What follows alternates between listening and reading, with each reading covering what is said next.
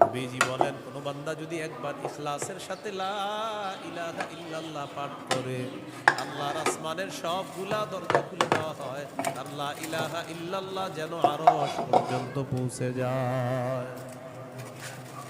তাওহীদের কয় শর্ত ভুলে গেছে? কয় শর্ত? এক নম্বর, আল্লাহ ছাড়া ইলাহ নাই এই বিশ্বাস নিয়ে মরতে হবে। দুই নম্বর, আল্লাহ ছাড়া কোনো ইলাহ নাই এই কথায় সামান্য সন্দেহ করা যাবে না।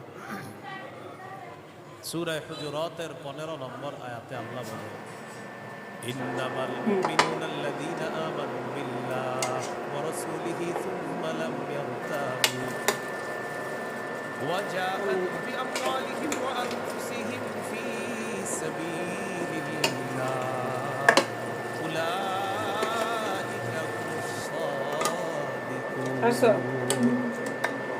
আল্লাহ